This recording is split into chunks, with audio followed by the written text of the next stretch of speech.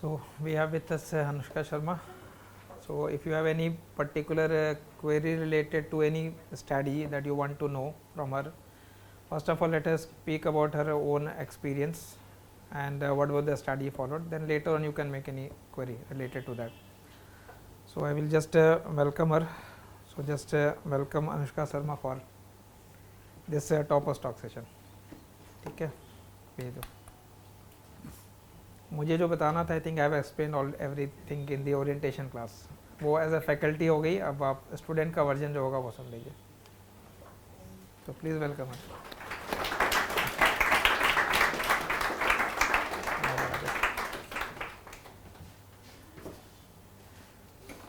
So congratulations.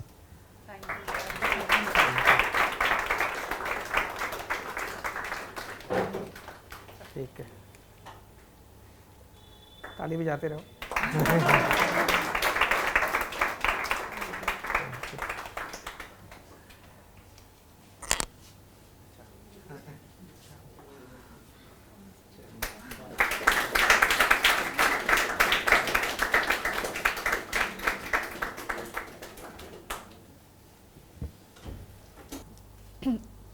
Hi everyone, so I'm Anushka Sharma and in this examination I secured the rank 20 All India and this was my third attempt. So मेरे पहले attempt में मैंने prelims भी clear नहीं किया था. Second attempt में मैं interview stage तक पहुँची but I missed by 7 marks and this is my third attempt. And second attempt और third attempt में मेरे 84 marks से improvement हुआ which was the major reason for getting this rank. और मैं थोड़ा अपना बैकग्राउंड बता देती हूँ आप लोग को. So I was born in Jaipur. My father works for Bank of India, he is general manager और मेरी जो मॉम है वो हाउस वाइफ हैं. तो मेरे पापा का ट्रांसफरेबल नेचर था तो उसकी वजह से मैं काफ़ी सिटीज़ में रही हूँ. तो I have done my schooling mostly from Mumbai 10 years and Chandigarh 2 years. And जब मैं 12th में बोर्ड्स दे रही थी उसी वक्त मेरे पापा का बैंक ऑफ इंडिया के थ्रू न्यूयॉर्क ट्रांसफ़र हो गया. So I went with him और मैंने वहाँ जाके अपने बैचलर्स करे इकनॉमिक्स में. So I did my BBA in economics from City University of New York and 4 साल का कोर्स था. तो 2019 में आई ग्रेजुएटेड एंड ग्रेजुएशन से जस्ट पहले 3 महीने पहले I did my United Nations में internship in the least developed countries department and I was working as a economic affairs intern. तो जब मैं 2019 में ग्रेजुएशन के बाद इंडिया वापस आई so there were mainly 2 reasons for thinking of civil services. First economics background था तो लगा कि इसका एप्लीकेशन डायरेक्टली है सिविल सर्विसेज में. सेकेंडली जो मेरी इंटर्नशिप थी यूनाइटेड नेशंस में दैट मेड मी रियलाइज़ कि काफ़ी लेवल्स पे इम्प्लीमेंटेशन में प्रॉब्लम है. लाइक पॉलिसी फॉर्मुलेशन तो सेंट्रल लेवल पे हो रही है, UN भी रिकमेंडेशंस करता है, पर जो एक्चुअल ग्राउंड रियलिटीज़ पे चैलेंजेस हैं they are the main hindrances. So seeing that and with the motivation of my family, I started my preparation in September 2019 and it has been almost 3.5 years and finally I've got success. So I just wanted to let you know कि ये journey एकदम positive नहीं थी. There were a lot of failures, there was self-doubt and I had to keep myself motivated, but finally I've got success in this examination. So that is it. And जहाँ तक strategy की बात है मेरे पास sources हैं तो मैं वो लिख देती हूँ. आई mean I feel like everybody has an idea but just in case कुछ डिफरेंस हो. तो अगर मैं सोर्सेज की बात करूँ तो पेपर 1 में माइक्रो में I used HL Ahuja and macro में आई यूज्ड 2 books. तो जब मैं कॉलेज में थी फ्रॉयड मेरे कवर हो गई थी तो मेरा एक कंफर्ट लेवल था उसके साथ and I had my notes ready. तो Froyen I used for basic understanding and बाकी जो टॉपिक्स हैं जैसे कंजम्पशन थ्योरीज हैं, आपके कंपैरिजन्स है केन्स मॉनेटरी उसमें एंड जो इन्फ्लेशनरी गैप्स ऐसे जो लेफ्ट ओवर टॉपिक्स हैं उसके लिए मैंने HL आहूजा फिर से उठाई एंड आई कवर्ड दोज. तो उसके लिए भी HL Ahuja was used. Then for international I think एक ही बुक है सैल्वाटोर तो वो ही यूज़ करी मैंने and there were no other sources for this. And public finance, अच्छा okay. पब्लिक फाइनेंस के लिए I used Musgrave to make like my concepts clear and उसके बाद जो प्रीवियस ईयर क्वेश्चंस रिपीट होते थे पब्लिक फाइनेंस के भी मतलब जो प्रीवियस ईयर जैसे incidence of tax and all है जो टॉपिक्स हैं वो फिर मैंने एच.एल. भाटिया से थोड़े चैप्टर्स यूज़ करे थे. For growth and development I think you have two options but I used Jhingan और सॉरी प्रोनाउंसिएशन अगर गलत है तो पर वही बुक यूज़ करी थी मैंने. And public finance and money and banking के लिए आई यूज्ड एच.एल. आहूजा जो मैक्रो की थी तो दैट वाज यूज्ड. पर ग्रोथ एंड इकोनॉमिक्स के लिए I had to diversify my sources. जैसे जो सोलो मॉडल है या जो न्यू ग्रोथ थ्योरीज हैं उसके लिए मैंने इंटरनेट यूज़ किया. सर के जो वीडियोस थे वो भी देखती थी मैं online. And I used HL. Ahuja also. जो लास्ट सेक्शन है वो ग्रोथ एंड डेवलपमेंट का है तो एक्सटेंसिवली उसके भी नोट्स बनाए. तो जो मेरी नॉर्मल स्ट्रैटेजी थी पेपर 1 की यही थी. आई डिड फर्स्ट रीडिंग में I focused on conceptual clarity कि मैं जो पढ़ रही हूँ मुझे एटलीस्ट वो चीज़ समझ आ जाए. And then second third reading में I focused on making notes of those books. और एक बार जो मैंने नोट्स बना लिए it was like I did not touch those books again. तो एच.एल. आहूजा हो, फ्रॉयन हो, साल्वाटोर हो, I did not open them again. I just focused on my notes और मैं उसी का रिविजन करती रहती थी.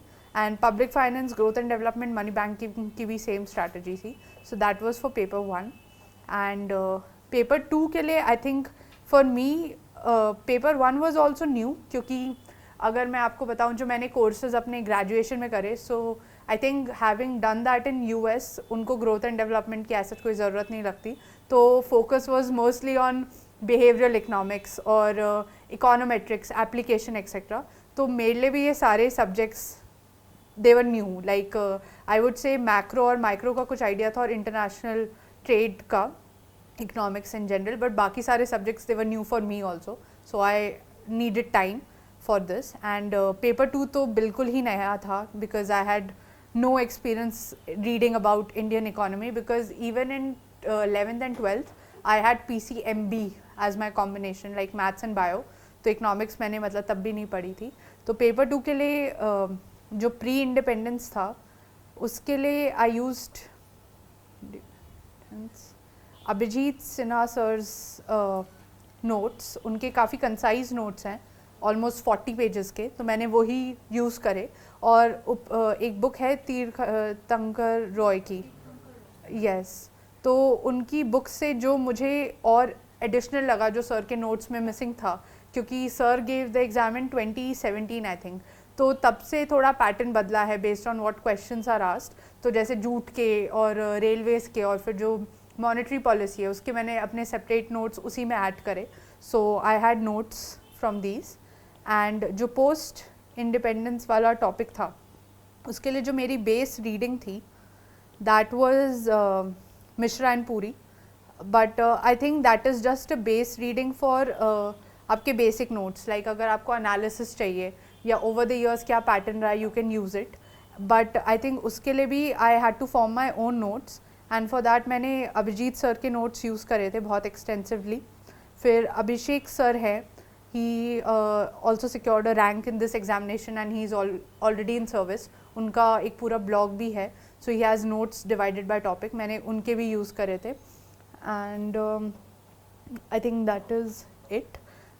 तो ये था. और जो Bliss Point से compilation मिलता है based on topics like growth and development of various articles, मैंने वो भी use करे to get names of economists, different perspectives etc. And उसके मैंने कंपाइल्ड नोट्स बनाए थे. तो अगर मैं पेपर 2 की बात करूँ मैंने इको सर्वे, बजट और जो लास्ट 2 इयर्स की मेंस 365 आती है विजन की वो यूज़ करी थी for the dynamic part. And जो स्टैटिक पार्ट था जैसे फाइनेंस कमीशन के क्या रिकमेंडेशंस रहे, फिस्कल कंसोलिडेशन एक्सेट्रा, उसके लिए मिश्रा पुरी और नोट्स यूज़ करके I made my own notes. मतलब दे वर नॉट यूज्ड एग्जैक्टली, मेरे खुद के मैंने नोट्स बनाए थे. और अगर मैं अरेंजमेंट की बात करूँ तो I had data points, I had graphs, pie charts, analysis तो था ही, and also a lot of recommendations like finance commission recommendations है या किसी economist का कुछ view है, जैसे we have Gulhati etc. I used to mention those names also.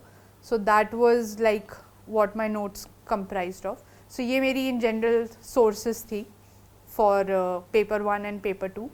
And अब अगर मैं preparation की बात करूँ, so what I think was the key difference, अगर मैं आपको अपने marks बताऊँ तो मेरे 2021 वाले attempt में paper 1 में 109 आए और paper 2 में 119, and this year I got 144 and 132, so there was a major jump of 50 marks. And I think the main reason for that was कि last mains में मेरे मतलब mains was in January and December में I had again opened Freud and I was making notes, मतलब मेरे notes compiled नहीं थे और उतनी conceptual clarity नहीं थी.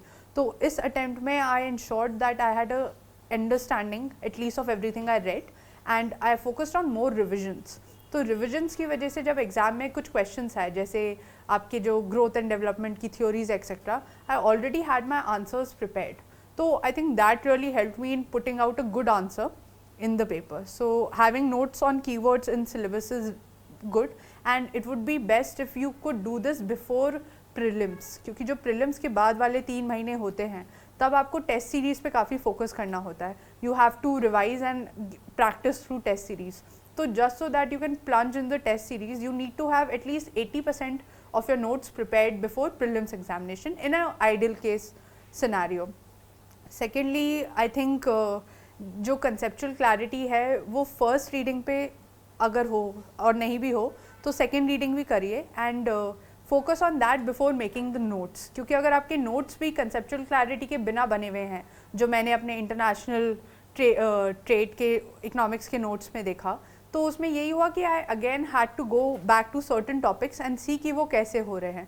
तो having that clarity is very crucial.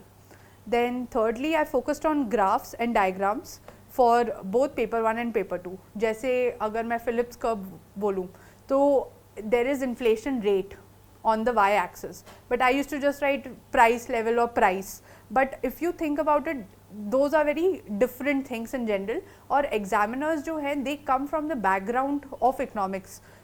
So for them checking that is something very important. तो हमें जो लगता है इतना matter नहीं करता, those things matter for those examiners when they are checking.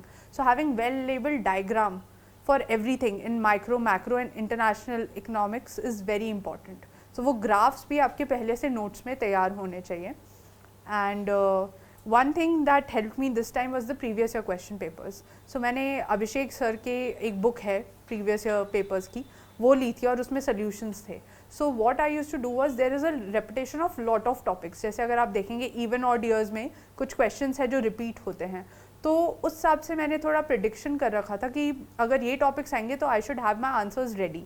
तो I used to attempt the previous year questions of last 10 years, और अगर मैं पूरा नहीं लिख पाती थी तो at least I use to do the structuring कि इसके इंट्रोडक्शन में क्या लिखूंगी, बॉडी में क्या होगा और कंक्लूजन क्या होगा. सो that was something that help me, and revising them again and again is also important, क्योंकि कुछ प्रीवियस ईयर क्वेश्चंस हैं जिसमें कुछ नए टॉपिक्स हाईलाइट हुए थे और हम कुछ दिन बाद उसे भूल जाते हैं क्योंकि शायद से वो टेस्ट सीरीज में ना आए. But revising them on your own level can help you with more confidence also when you attempt the paper, क्योंकि आपको रहेगा आपने पिछले 10 साल के सारे पेपर्स देख लिए हैं. So that is thing. And I think one thing I neglected and I would not advise is numericals. So I'm not very comfortable with maths personally speaking. So numericals mostly market structure, macro, और इस साल international economics के भी थे effective rate of tariff. So I did not attempt those questions. But I feel like एक वो risk रहता है, if you are able to attempt the numericals, you have the chances of getting full marks. Because अगर वो सही है, they have no way of cutting those marks. जबकि आपके जो subjective answers हैं, they can deduct some marks. So I feel going ahead, there needs to be a focus on numericals in terms of कि आपकी comfort level आ जाए कि अगर paper में वो numericals हो तो आप उसे attempt कर सकें. Because this year I remember the second question had 20 marker and 15 marker. 35 marks were directly from the numerical, and I could not attempt that question because I was not comfortable in general. So I went for the subjective question.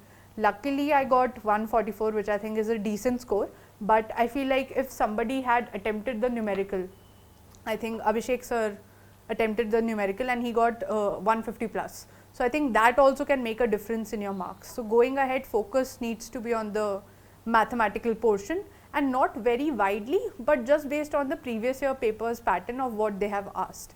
So that is important. And I think having ready answers for repeated topics, because this year paper 1 was very predictable in terms of जो test series में हम questions करते थे वो बहुत ज़्यादा repeat हुए, जैसे ग्रोथ एंड डेवलपमेंट के, फिर जो इंटरनेशनल इकोनॉमिक्स में है flexible exchange rate and fixed उसका था.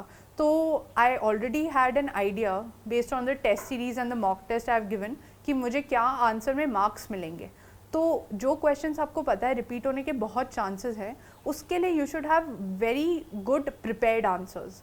एंड उन क्वेश्चंस में आपको फिर कम टाइम भी लगेगा, तो you can devote that time two questions in which you do not have an idea. क्योंकि आप जितना भी प्रिपेयर करके जाए, 2-3 क्वेश्चंस तो ऐसे होते ही हैं in which you have to think on the spot and write a good answer. So that would be my advice. And next मैंने पेपर अटेम्प्ट की स्ट्रैटेजी करी थी. So you have 2 compulsory questions, 1 and 5, and then 3 are optional questions. So what my strategy used to be, I used to attempt the first question because that is what will form the opinion of the examiner about you. So I used to give 40 minutes to the first question and I used to write very good answers. I used to try to write very good answer for that, and then I used to go to the optional questions. तो जो भी 3 मैंने choose कर रखे थे मैं उस पर 35 to 40 मिनट्स डिवोट करके वो करती थी, और जो लास्ट का मेरा 35-40 मिनट्स बचते थे उसमें मैं 5th क्वेश्चन उठाती थी और वो अटेम्प्ट करती थी, क्योंकि उसमें you don't have to make a choice. तो आपको पता है आपको 5 क्वेश्चंस 10, और मेरे माइंड में ये रहता था कि ये तो 10 मार्कर्स हैं, 2 पेजेस ही लिखना है, तो वो जल्दी जल्दी लिख सकते थे. तो that used to be my strategy. First question, then the 3 optional questions, and then the 5th question. And I used to see that the first para was a brief introduction. So I used to have statistics, data, some economist name, और जैसे growth and development में बहुत easy आप बता सकते हो किस economist ने स्टोरी थ्योरी दी थी, तो that can be your introduction. और if there is some current affairs का कुछ कॉन्टेक्स्ट तो आप वो भी मेंशन कर सकते हो. So that was my introduction. Then I used to write in assumptions and equations and I used to box them, ताकि वो एक दिखे एग्जामिनर को कि स्पेशली लिखा है. Because the thing is for you it is years of your preparation which you are putting into the paper, but for the examiner it's just another copy they have to check in 20 to 25 minutes and then just move on. So if you make it easier for the examiner to check your copy in terms of better presentation and easier, then I think it helps you in fetching more marks. So I used to focus on small paragraphs, I used to underline the keywords, I used to make diagrams with pencil and scale so that there was neatness, and I think having a good conclusion and going directly to the point so that they do not have to find your answer in all that is written, something which helped me.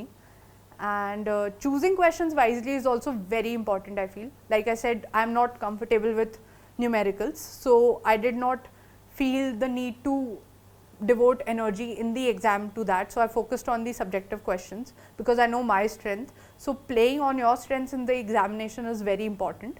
So that is what had helped me. And in paper 1 I used to write in paragraph format, like 2-3 sentences, short paragraphs, but in paper 2 I used to write in point format. So I used to have 1, 2, 3 because usually you have pros and cons, so that used to be in point format for me. And in every point I used to try to have data or a pie chart or a economist name or some committee recommendations. And the fact is GS3 preparation kind of aids you for the paper 2 because you have an idea about what presentation figures can be used, such as hub and spoke diagrams, etc. So that was my strategy.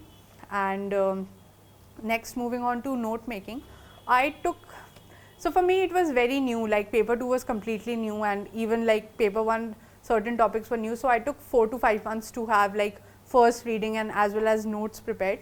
But once it was prepared, it helped me in easy revisions. So I think note making is very important.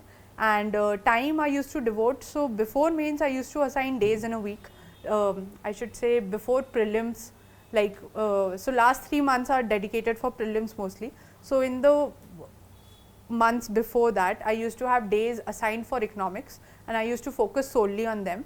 But in the time gap between prelims and mains, I used to have certain time, usually the morning time allocated for economics because it's usually technical and I used to like to get those subjects done before. So that was my strategy. And as far as the reason is considered for this optional, my background was something that helped me in choosing economics because I did not feel comfortable enough in going into a new subject and competing with people who might have background from DU, etc. So I just took economics. But having said that, I think it has a lot of technical concepts and conceptual clarity is something which is needed. So having an interest in economics is good if you want to choose it as an optional. But I think there should also be awareness that you need to work hard for this optional. Like this is, I think, something which is applicable to almost all optionals, but just be aware that this is not easy. Like if you have an interest, you have to also put in the hard work for it. And if you do, then there are a lot of sources and guidance which can help you achieve success. So that is it. And answer writing I have covered. So, and one more thing I would like to say, what was the difference between my first mains and this mains. So I had my notes which were complete. I gave mocks in a timely manner. Like last time I remember I wrote around 6 to 7 mocks in the last 1 month, whereas this time they were evenly placed. So the feedback was received and then it could be incorporated in my further tests. So that was something that made a difference.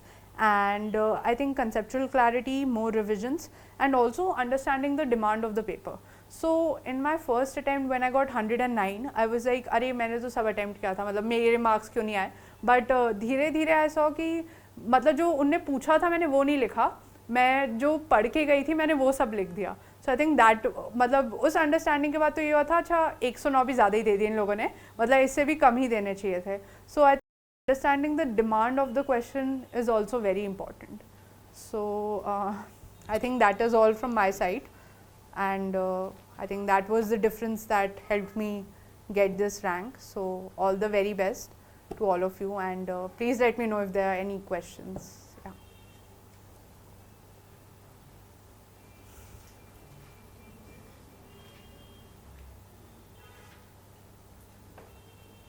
Yeah. Can you help me identify the sources for numericals or other sources? How can we focus on numericals if they are coming in the exam? So HL Ahuja has certain chapters for macro and micro, जिसमें उनने specially numericals पे ही focus करा है, and Salvatore also has, I think, appendix में focus रहता है उनके numericals में, and then sir also gives numericals के एक different sheet, so seeing that analysis helps. And I think previous year जो questions आए, अगर आप उनके एनालिसिस देख सकते हैं, so that can also help you guide कि आपको कौन से न्यूमेरिकल्स करने हैं और कौन से नहीं करने हैं. But I use to rely on these books and sir's notes, like the solutions we used to get for the test series, etc. Yes.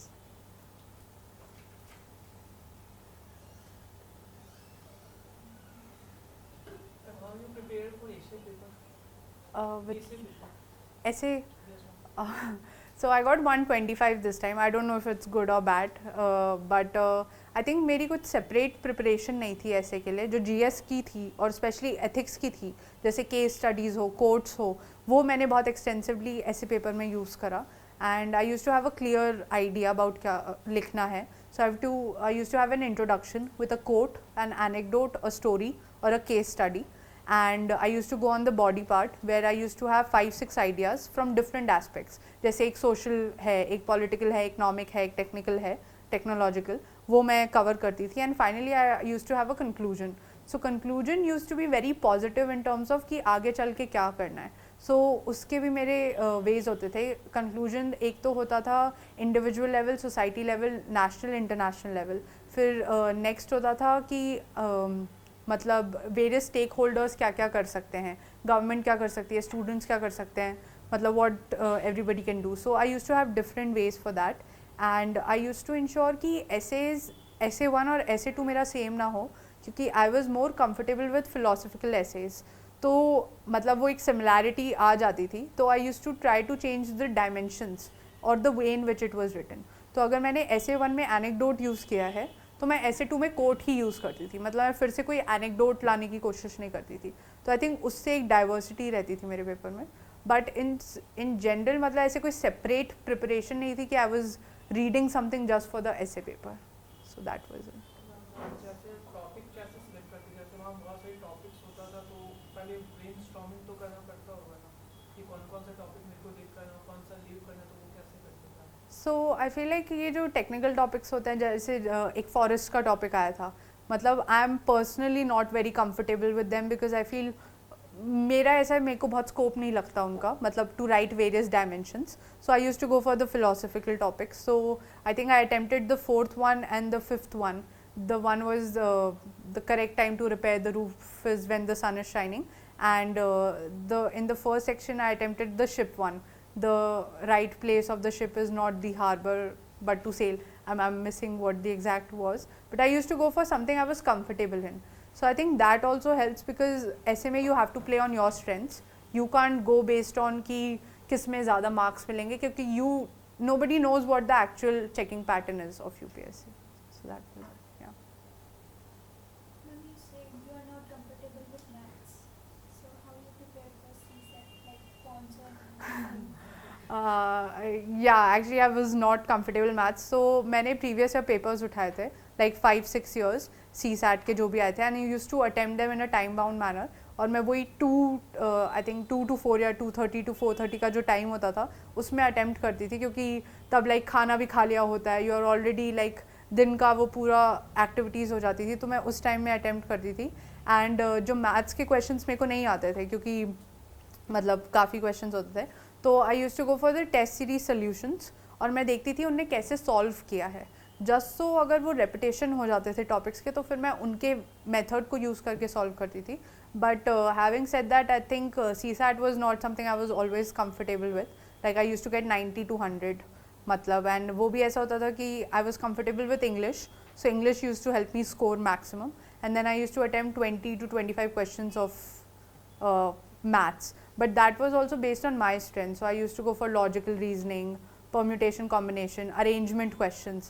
So, I mean, I think I've not seen this paper, so I won't make any claim, but for the CSAT, but I think last year I remember there were relationship questions, etc. So I used to see that those questions should not go wrong, because those are those easy questions which can help you fetch mark.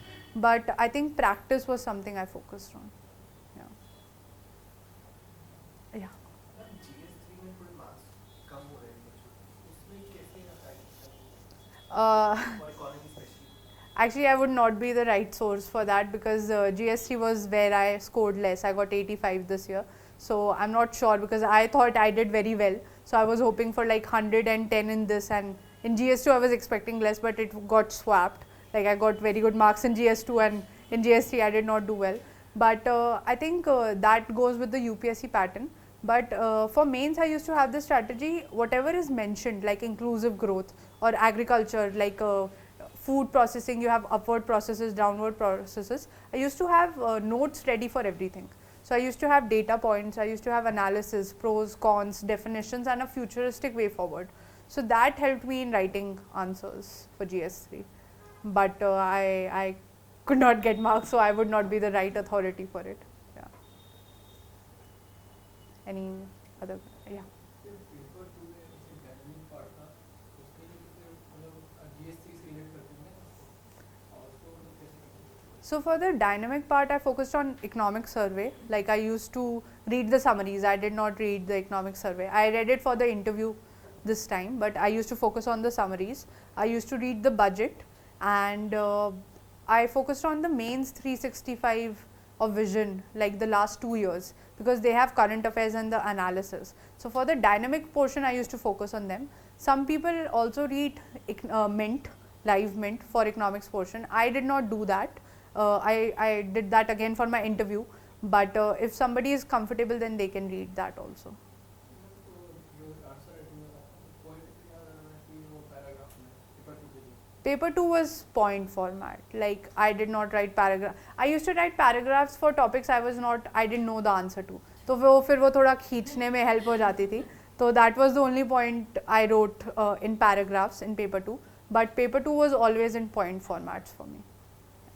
Yeah. ma'am, in optional paper 1, you drew the graphs with pencil or with pen? Pencil and scale.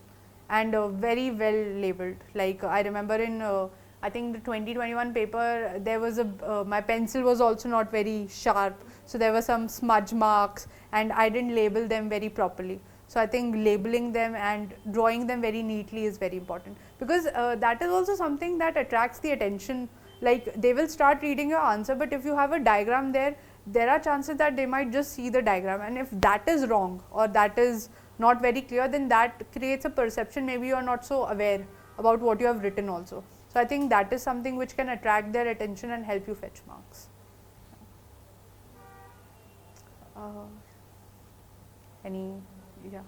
जैसे आपने कहा कि आपका ये third attempt में हुआ, तो पहला में नहीं हुआ, दूसरा में हुआ, तो आप फेलियर से कैसे फेस किए, मतलब उस टाइम क्या दिमाग में आता था? सो फर्स्ट में तो प्रीलिम्स में नहीं हुआ था, तो इतना मतलब बुरा लगा था ऑब्वियसली, पर second was that main low point I would say, क्योंकि मंडे को रिजल्ट आया था एंड संडे को we had prelims again just like this time. इस बार तो और लेट ट्यूसडे को आया. सो वो एक सेल्फ डाउट तो रहता ही है आपके माइंड में, और I was actually even thinking कि अटेम्प्ट दूँ भी या नहीं दूँ. But I think having a strong support system is very important, and for me that was my parents. Like they motivated me, they were like तुम जाओ, तुम्हें जो मतलब जैसा हो तुम दे कर आओ बस. And I think that really help me in going with no obligations to the paper, and my friends, family, they also supported me. जैसे ये I'm telling almost for 3.5 years I was in this process, and I know there is that comparison कि अरे उसने तो masters कर लिए, वो तो job कर रहा है, and you are still like preparing. But I think kind of shielding yourself from that negative comparison and focusing on yourself in terms of how far you have come, that can also motivate you, and also reminding yourself why you even started this journey, that can help you keep motivated in this, because I feel like success and failure is a part of it. I mean अगर आपके prelims और mains में कोई failure नहीं है, तो आपके mock test में होगा शायद से कभी बहुत कम marks आ गए, या interview के उसमें आपको किसी ने कुछ कह दिया. But I think learning and staying positive is something which your ecosystem decides for you.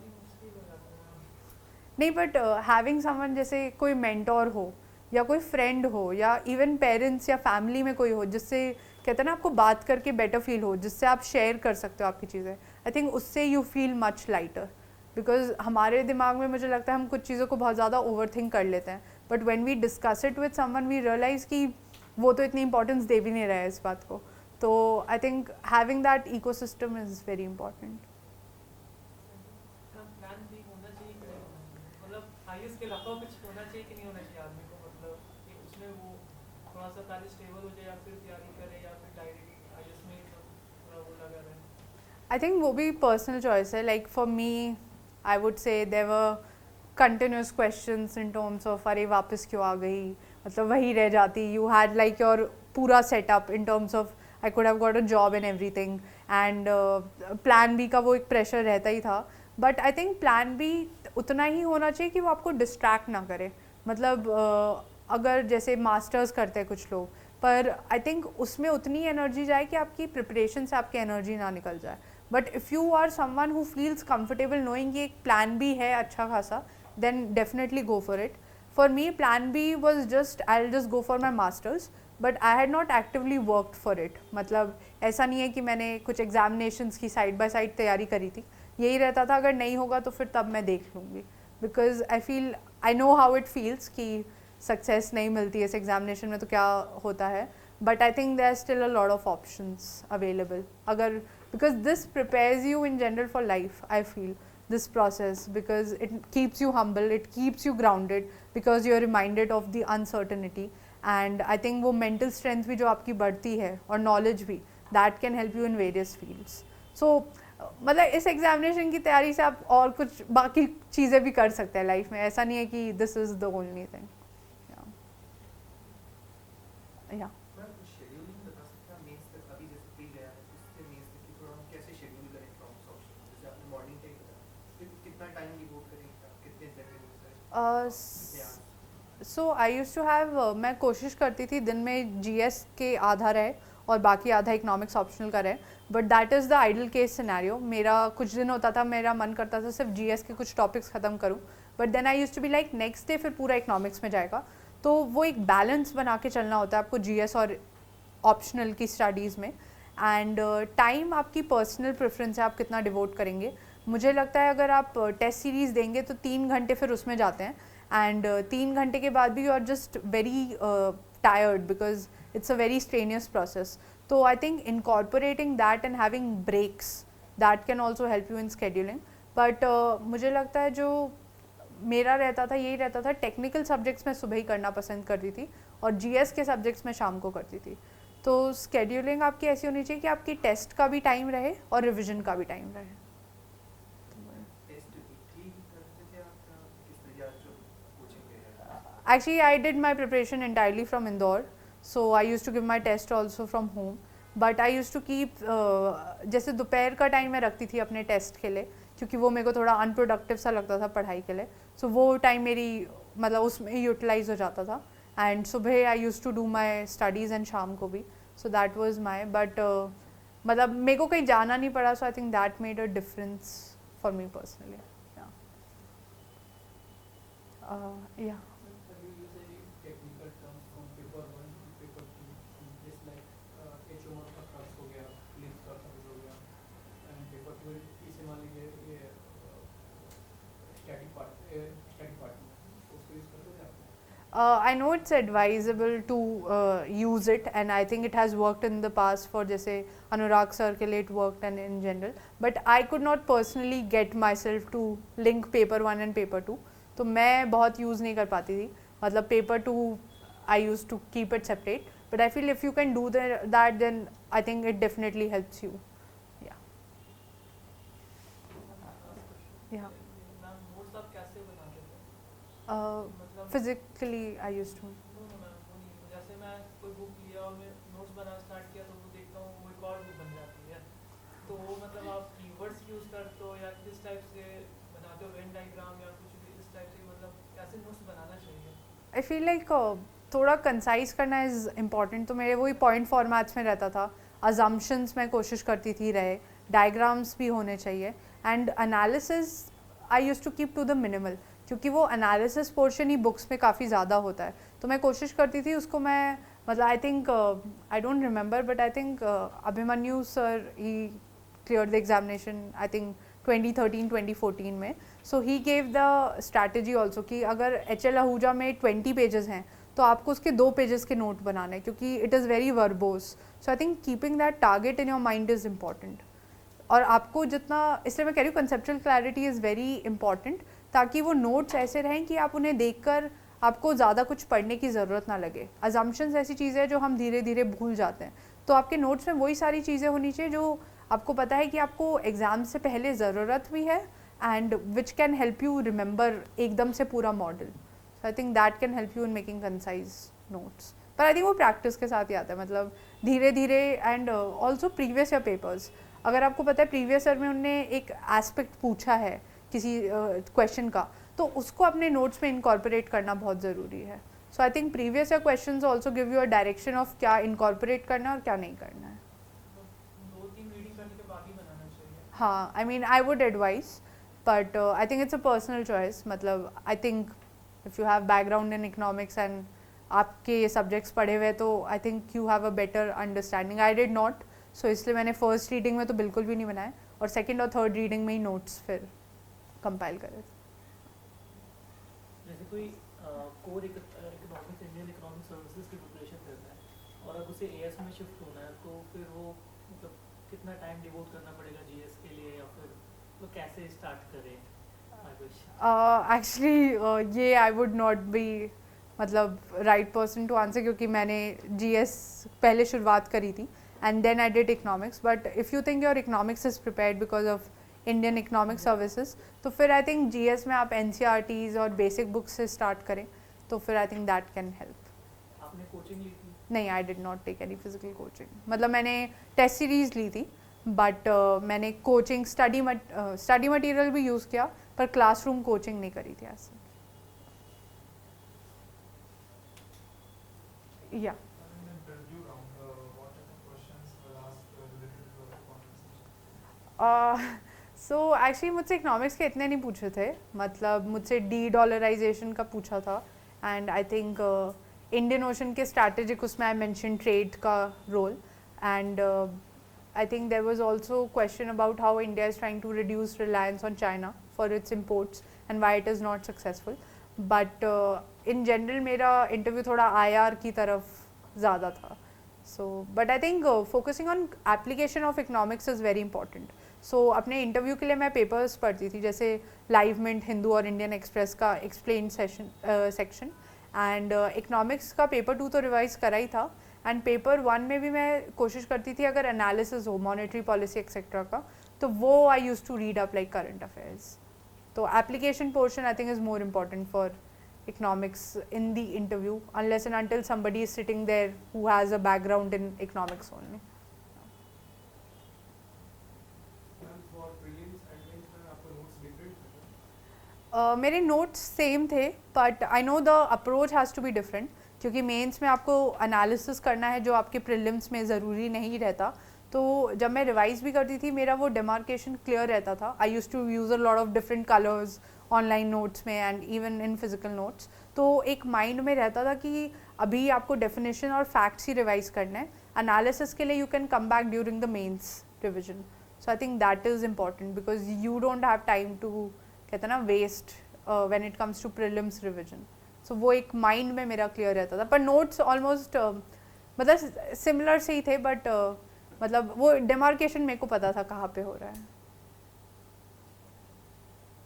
Mains का मैम फुल लेंथ टेस्ट लगाते हैं तो मैम प्रॉब्लम ये आ रहा है कि मैम एक क्वेश्चन लिखने में 20 to 25 मिनट्स लग जा रहा है बट मैम 7 मिनट्स लग रहा है. आई थिंक वो प्रैक्टिस के साथ ही आएगा because I was just telling someone today when I gave my first mains का मॉक तो it took me more than 4 hours like for completing that test. But see, that is the challenge of mains examination. If you get 20 to 25 minutes to write a good answer, I think everybody will be able to write a very good answer. But the key challenge is writing a good answer or even an average answer in 7 to 10 minutes. And I think वो फिर practice के साथ ही आता है. And also having concise notes. अगर आपके पास बहुत सारी information available है तो आपको एग्जामिनेशन में बैठ के सोचना पड़ेगा अरे कौन सी लिखूँ कौन सी नहीं लिखूँ. But if you already have an idea about कि अगर इंक्लूसिव ग्रोथ पे आएगा तो मैं डेफिनेशन दे दूँगी, मैं उसका ये फैक्ट मेंशन करके आगे चली जाऊँगी. तो I think that helps you in structuring as well as writing your answers fast. But I think वो प्रैक्टिस के साथ ही आता है कि आपका टाइम कम होता है. Like I remember I use to give I gave almost 8 tests for GS and economics के भी I gave 10 tests. तो वो लास्ट के 3-4 टेस्ट ही होते हैं जो आपके परफेक्टली 3 hours में ख़त्म हो जाते हैं. उससे पहले आप धीरे धीरे like I used to come to 3:45, 3:30, 3:15 and then finally it went to 3 hours. But I think it comes with practice. Yeah. Ma'am paper 2 के नोट्स कंप्लीट कंसाइज कैसे करें, रिवर्स करें या फिर डिटेल्ड हो. So I used to have keywords जैसे आपका कोई टॉपिक है I don't remember जैसे कैपिटल अकाउंट कन्वर्टेबिलिटी के थे तो I use to have point formats और उसमें भी एक एग्जाम्पल है और उसके आगे उसका शॉर्ट 2-3 वर्ड्स लिख दिए कि वो पॉइंट में क्या हाईलाइट करना चाहता है. तो I think having just keywords for your notes helps क्योंकि you don't have the time to revise like पूरे सेंटेंसेज एंड ऑल.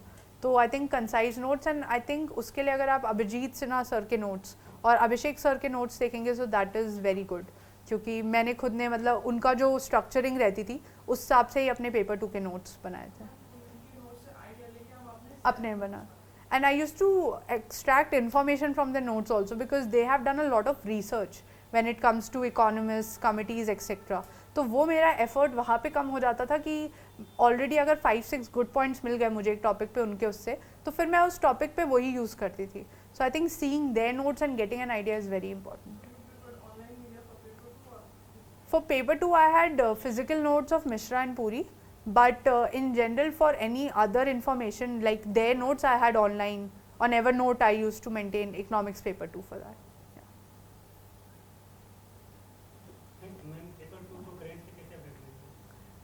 करंट से आई रेड वही इकोनॉमिक्स सर्वे फिर बजट एंड मेंस की मेंस 365 पढ़ती थी मैं 2 साल की. तो उसमें जो भी इश्यूज होते थे उसको मैं ऐड कर देती थी. जैसे एग्रीकल्चर के कुछ अगर एमएसपी का इशू है which is also mentioned like paper. So जो इकोनॉमिक्स का पेपर 2 है उसमें they will not go in one question in depth like आपको होगा एग्रीकल्चरल रिफॉर्म्स है, अगर जैसे ग्रीन रेवोल्यूशन हुआ है तो उसके क्या फ्लॉज हैं, तो आपके जो GS3 और जैसे मेंस 365 के वेरियस टॉपिक्स हैं उससे आप एक एक पॉइंट उठा के आप अपना आंसर बना सकते हैं. तो I think linking it with those mains 5 documents and eco survey and budget help me. Paper मैं नहीं पढ़ती थी, but I think if you can read then it is advisable. Like I use to just read Hindu, मतलब मुझसे 2 papers तब manage नहीं होते थे मेंस की प्रिपरेशन के लिए. तो but if you can read the Live Mint I think that is also helpful. Can I substitute the newspaper with magazine? क्योंकि मैं magazine भी नहीं रखा. नहीं, I understand because I also had the same problem. But I think still trying to maintain helps you in various things, like आपकी vocabulary better हो जाती है, which I think helps in CSAT. And आप daily basis पे पढ़ते हैं तो you have an idea about what is going on and you form opinions, which is one of the main requirements for mains examination and even interview. So I would advise paper reading कोशिश कीजिए, because I used to also struggle with consistently reading and therefore I just kept one paper, क्योंकि interview में you have a lot of time in general because it is a bit मतलब इतना information के हिसाब से बहुत ज़्यादा आपको मेहनत नहीं करनी पड़ती. But mains में I used to try to read one paper, and if not that then at least see the analysis so that you have an idea about what is going on. Yeah, okay. So thank you everyone and all the very best.